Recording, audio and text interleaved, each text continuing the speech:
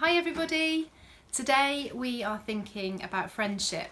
So for this you're going to need a pen and a piece of paper, so you might just want to pause the video and go and run and get one of those and then come back. Okay, so Ed, you've got your paper and pen, haven't you? What I want to ask you is, I want you to think about a really good friend of yours, okay? And I want you to write down why they are your friend. What makes your friendship so good? So what is it about them that makes them a good friend to you? So I'm going to give you 30 seconds to do that and to write it down. Okay, go.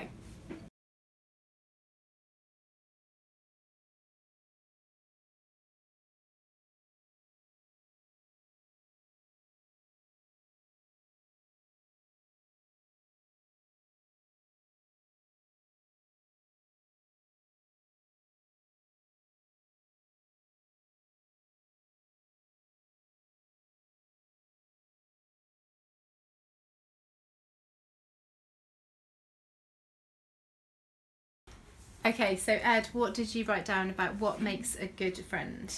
I wrote that they're kind, they're helpful, caring, they're fun, and they're funny. Brilliant. Okay, and when I wrote it down earlier, I wrote similar things. I wrote that you have fun together, that you laugh together, that you can talk about anything and everything, and you know they'll listen to you. You can be honest with them. They'll forgive your mistakes, and that you have similar interests. So those are some ideas about what makes a good friend and a good friendship. And you might have written down other things as well. There might be other things that you think make a really good friend. But I think most of us would say we enjoy having friendships, don't we? We enjoy having friends and spending time with other people. And friendships are an important part of life. Now, in the Bible, it talks about the fact that we can be friends with God. It tells us that right from the beginning of time, so if we go right back to the first book in the Bible, Genesis, it talks about how God created the world and then created Adam and Eve, and he was friends with them, he spent time with them, and that was how God designed things to be.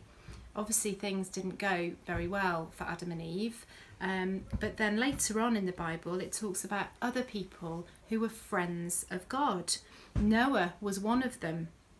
In Genesis chapter 6 verse 9 it says Noah walked with God, and that means he was friends with God. In the book called James, which is further on in the Bible in the New Testament, chapter 2 verse 23, it tells us about Abraham, that Abraham was a friend of God.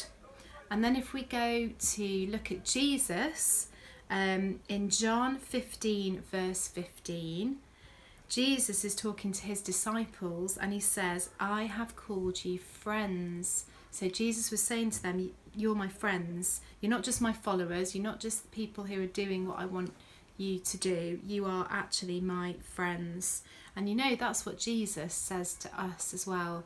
He says to you, Ed, he says to me, he says to all of us, we can be friends with him. So the next thing I want you to do, for 30 seconds again, write down what you think it's like to be friends with Jesus. What is Jesus like to have as a friend? Is your pen struggling there? Yeah. So have a think, what's it like to have Jesus as a friend? So 30 seconds, go.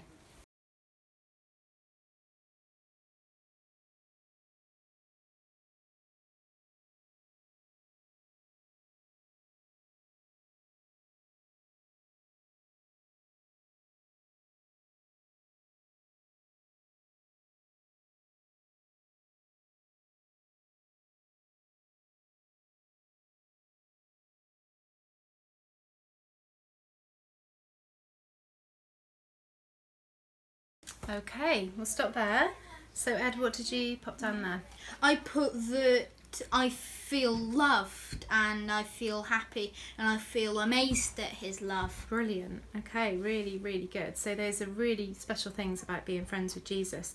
And I wrote down earlier that if we're friends with Jesus, he's always there for us. So he's always got time for us. Now, even with the closest relationships, sometimes we don't always have time, do we?